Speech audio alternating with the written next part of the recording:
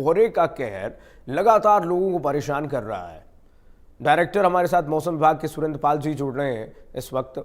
बहुत स्वागत है आपका इंडिया न्यूज पर सुरेंद्र जी। ये शीतलहर की कहर कब थमेगी और जिस तरह से हादसे की तस्वीरें सामने आ रही हैं, क्या एसओपी है सुरेंद्र पाल जी मौसम विभाग की तरफ से? अभी 48 घंटे तो जैसे घना कोहरा इस वक्त पड़ रहा है उसी वही चल कंटिन्यू करेगा। और इसमें पंजाब हरियाणा के कई जिलों में जो है dense to very dense fog, जहां विजिबिलिटी जीरो के आसपास भी रह सकती है, जैसे पिछले 48 घंटे में भी देखा है। ये कंटिन्यू करेगी, इसमें कोई राहत नहीं है। लेकिन अच्छी खबर ये है कि नए साल के आसपास 31 और फर्स्ट में कुछ पश्चिमी विक्षोभ आने से मैदानी इलाकों में कुछ बारिश की भी संभावना है। तो 31 में जो है वेस्टर्न पार्ट हरियाणा में वहां पे हल्की बारिश आएगी, क्लाउड्स आएंगे, और फिर फर्स्ट में जो है बाकी भी पार्ट्स में हरियाणा में बारिश होगी। तो कुल मिला के स्थिति ये है कि 48 घंटे अभी भी जो है घना कोहरा का बना रहेगा, विजिबिलिटी जीरो के आसपास रहने की संभावना है, खासकर जो है लेट नाइट और अर्ली मॉर्निंग। और अचानक भी जो है धुंध आ सकती है, तो हमें ये ध्यान रखना है कि विजिबिलिटी पूर्ण रहेगी आने वाले दिनों में। तो जब भी हम कम्यूट करें, कहीं ट्रेवल का प्लान कर रहे हैं, तो उसमें हमें खास ध्यान रखना है। अच्छा, खास ध्यान की बात आप सुरेंद्र जी कर रहे हैं।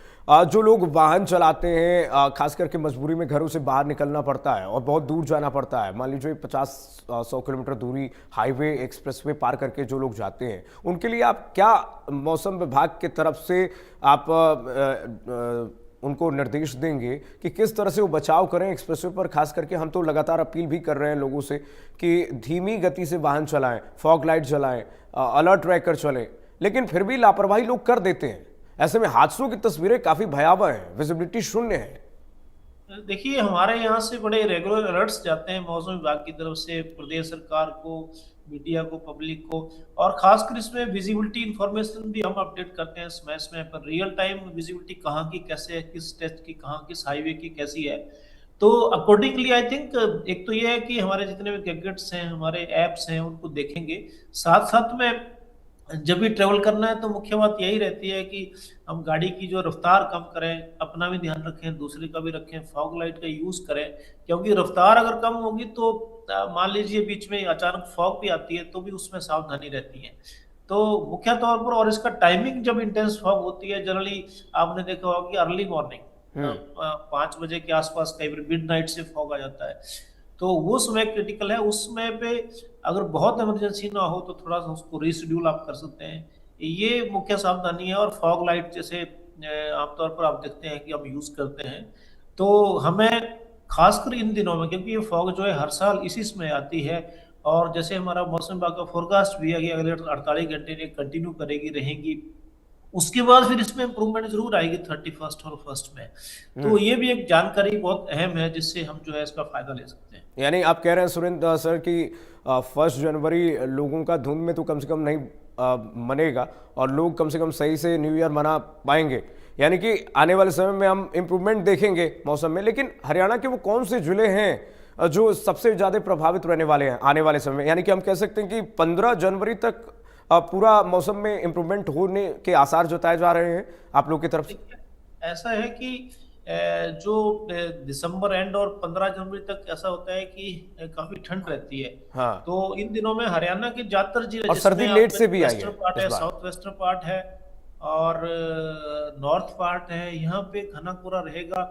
और साउथ हरियाणा भी आप ले सकते हैं कुछ पॉकेट्स में। तो इसलिए आप ये मान के चलिए कि लगभग पूरा हरियाणा, जितने भी जिले हैं, वहां पे इसका असर डायरेक्ट और इनडायरेक्ट रहेगा। कहीं पे जो है दिन में विजिबिलिटी थोड़ी इंप्रूव करेगी, और कई इलाकों में इंप्रूव नहीं करेगी। तो कुल मिला के 48 घंटे तो पूरे जिलों का जो है एक तरह से ध्यान रखना है।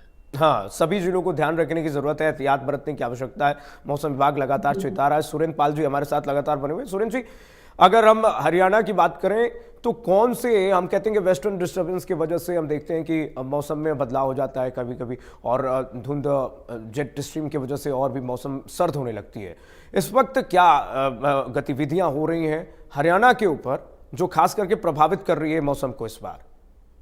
और क्या देखिए, रिकॉर्ड टूटा है क्या इस बार पिछले अभी वर्षों की ऐसा तुलना? है कि देखिए, आपने ये जो बात की है अभी जेट स्ट्रीम की, अभी इसका असर आप जो है देखेंगे 31 और फर्स्ट के आसपास, क्योंकि पश्चिम विक्षोभ जो है मेडिटेरियन अटलांटिक की तरफ से बादल ट्रेवल करते हुए हमारे यहाँ पहुंचते हैं। तो कई दफा तो ये बारिश देते हैं, बर्फबारी देते हैं, लेकिन कई दफा जैसे आप पीछे आपने देखा कि ज्यादा असर नहीं दिखा पाए। हम्म। तो ये सेम जो है वेदर सिस्टम अभी आ रहे हैं, और 31 के आसपास जो हरियाणा का सिरसा, हिसार, फतेहाबाद, इन इलाकों में आप देखेंगे कि कुछ बदलाव होगा, बादल आएंगे, कुछ हल्की बारिश भी होगी। और फिर वो जो है अगले 24 घंटे में 31 के आसपास जो है, 31 नाइट, 1 के आसपास बाकी भी हरियाणा के जिले हैं, जिसमें आपका नॉर्थ हरियाणा आ गया, जैसे पंचकुला, माला, कैथल, कुरुक्षेत्र, करनाल, और फिर साउथ हरियाणा आ जाता है, एनसीआर एरिया, तो इन सब में उनका असर होगा। तो कुल मिला के ये जो पश्चिम विक्षोभ है, क्योंकि पश्चिम विक्षोभ जनरली जो है बर्फबारी और बारिश मैदानी इलाकों में देता है, और इसकी स्थिति ये है कि इस बार जो है थोड़ा मॉडरेट इंटेंसिटी का है। मॉडरेट इंटेंसिटी तात्पर्य ये है कि ये कुछ जो है इसका एक्सटेंशन काफी लोअर लेटीट्यूड पे भी है, पंजाब और हरियाणा में, जिससे जो है यहाँ भी असर देखने को हम्म। मिलेगा। और कई दफा ये पश्चिम विक्षोभ इतने स्ट्रांग नहीं होते, एक्टिव नहीं होते, तो उसका असर आप देखते होंगे हाई रिजी पहाड़ों पे जी होता है, सर। नीचे नहीं होता।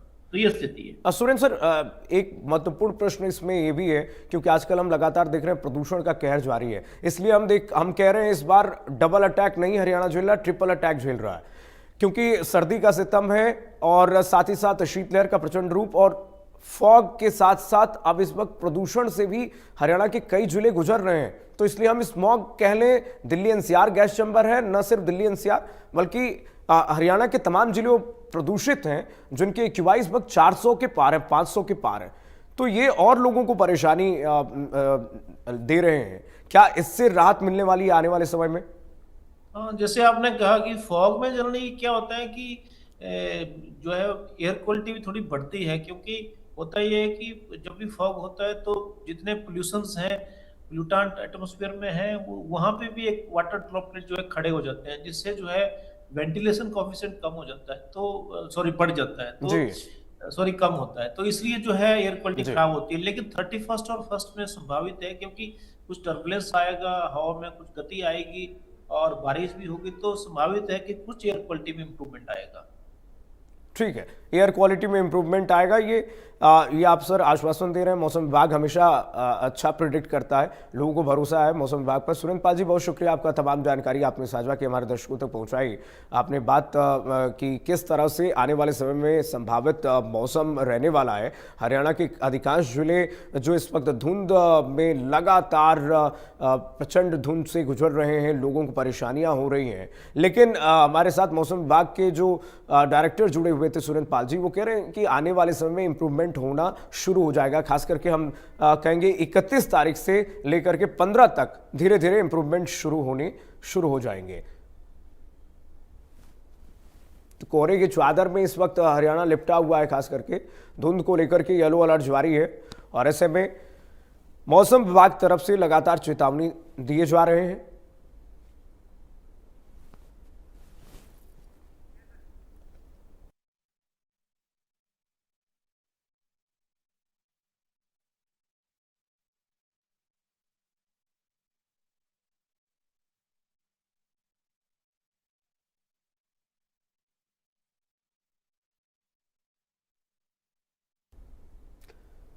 और आइए बताते हैं आपको किस तरह से येलो अलर्ट जारी कर दिया गया है। अंधाधुंध प्रहर किस तरह से है हरियाणा के तमाम जिलों में, आइए जरा ग्राफिक्स के जरिए समझ लेते हैं किन किन जिलों में येलो अलर्ट मौसम विभाग की तरफ से जारी किया गया है। देखिए जरा, पंचकुला में येलो अलर्ट जारी किया गया है। अगर आप पंचकुला के निवासी हैं तो आपके लिए येलो अलर्ट जारी कर दिया गया है। महेंद्रगढ़ के लोगों के लिए भी येलो अलर्ट जारी किया गया है। ये वो जिले हैं जहां पर मौसम विभाग की तरफ से इस वक्त येलो अलर्ट जारी किया गया है। रेवाड़ी में येलो अलर्ट जारी किया गया है। ये येलो अलर्ट धुंध के लिए ही नहीं बल्कि सर्दी का सितम यहां पर लगातार है, इसलिए भी है। झज्जर में येलो अलर्ट जारी किया गया है। ये वो जिले हैं जो इस वक्त येलो अलर्ट की कैटेगरी में हैं। गुरुग्राम जो दिल्ली एनसीआर के बहुत पास है, गुरुग्राम के लिए भी येलो अलर्ट जारी कर दिया गया है। और देखिए, मेवात में भी येलो अलर्ट जारी किया गया है। मेवात में भी येलो अलर्ट जारी कर दिया गया है। शीतलहर का प्रचंड रूप, सर्दी का सितम और प्रदूषण का कहर इस वक्त लगातार लोगों को परेशान कर रहा है। पलवल में भी येलो अलर्ट जारी किया गया है।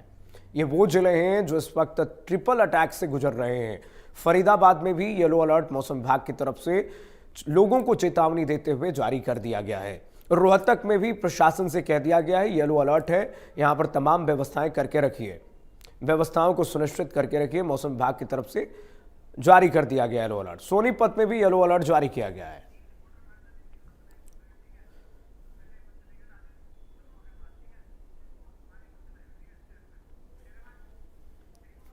चलिए, हमारे 3 सहयोगी जुड़ रहे हैं तमाम जगहों से इस वक्त जानकारी देने के लिए। ग्राउंड जीरो पर क्या रियलिटी है, क्या स्थिति है इस वक्त, मौसम का सूरत हाल क्या है। हमारे साथ पानीपत से सीधे राजन जुड़ रहे हैं, उनके पास चलेंगे।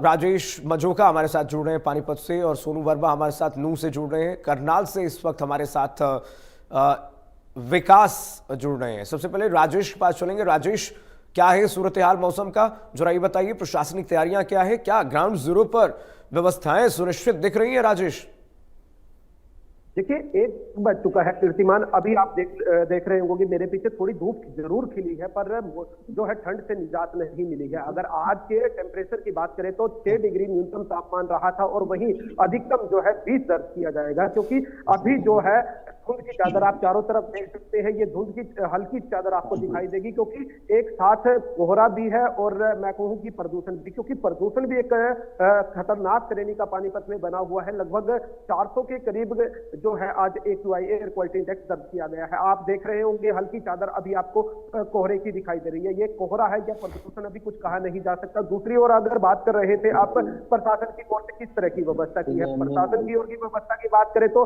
एडवाइजरी प्रशासन ने जारी की है कि अपने वाहनों की गति वो धीमी रखे, फोग लाइटों का इस्तेमाल करें, सफेद पट्टी के सहारे अपने गंतव्य की ओर बढ़े। वहीं दूसरी ओर है कि पब्लिक ट्रांसपोर्ट का ज्यादा से ज्यादा यूज करें, क्योंकि अगर आप रोड पे चलते हैं और आप सिंगल उसमें रोड पे चल रहे हैं तो कहीं ना कहीं हादसों का भी खतरा हो सकता है, क्योंकि फोग इतनी ज्यादा है इस समय पर कि एकदम फोग का आ जाना और बिल्कुल विजिबिलिटी जीरो हो जाना कहीं ना कहीं हादसे को न्योता जरूर दे रहा है। दूसरी ओर अगर बात करें तो ट्रिपल अटैक की आप बात कर रहे थे, ठंड, कोहरा और प्रदूषण। हाँ, बिल्कुल आप ठीक कह रहे हैं कि तीनों चीज इकट्ठा कहीं ना कहीं लोगों को परेशान भी कर रही है। OPD की संख्या जो है अस्पतालों में भी बढ़ी है, और इस पर अगर प्रशासन की बात कर ली जाए तो प्रशासन जो है, सिविल प्रशासन है, अस्पताल प्रशासन है, उसने अपनी पूरी तैयारियां कर रखी है, क्योंकि OPD काउंटर को बढ़ा दिया गया है कि ताकि जो यहाँ सांस के रोगी आए, नेत्र के रोगी आए, यहाँ जो है हार्ट अटैक की भी थोड़ी समस्या इस सर्दी में हो जाती है, तो उसके लिए सभी प्रकार की व्यवस्था प्रशासन द्वारा दुरुस्त कर ली गई है। जी कीर्तिमान। ठीक है राजेश।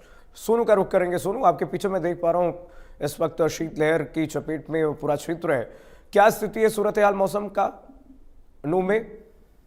हाँ, अगर बात करें मौसम से, लेकिन मौसम अभी हल्की धुंध यहाँ पर छाई हुई है। मैं इस टाइम जो कि खेतों पे मैं मौजूद हूँ, जहाँ पर आप बता दें कि जो फसल है यहाँ पर जो गेहूँ और आप देख सकते हैं गेहूँ की जो फसल है यहाँ पर लगी हुई है, साथ ही साथ यहाँ पर जो सरसों की फसल है वो भी यहाँ पर लगाई गई है। मैं बता दें कि जैसे जैसे यहाँ पर कोहरा पड़ रहा है तो उसको लेकर कहीं ना कहीं फसल पे गेहूँ की फसल की अगर बात करें तो गेहूँ की फसल में काफी फायदेमंद है, क्योंकि जैसे जैसे ज्यादा ठंड पड़ेगी उसके हिसाब से भी फसल अच्छी होगी। लेकिन अगर ज्यादा पड़ती है तो कहीं ना कहीं जो सरसों की फसल है उस पर काफी नुकसान इसमें देखा जा सकता है, क्योंकि सरसों की जो फसल है उसमें कहीं ना कहीं जो दाने हैं वो आने शुरू हो चुके हैं, और अगर ठंड ज्यादा पड़ती है तो कहीं ना कहीं वो दाने भी खराब हो सकते हैं। लेकिन अगर बात करते हैं फसल को, तो सिर्फ गेहूं की फसल के लिए फायदेमंद है। लेकिन फिलहाल बता दें कि शीतलहर यहाँ पर चल रही है, और साथ ही साथ हल्का कोहरा भी नजर आ रहा है।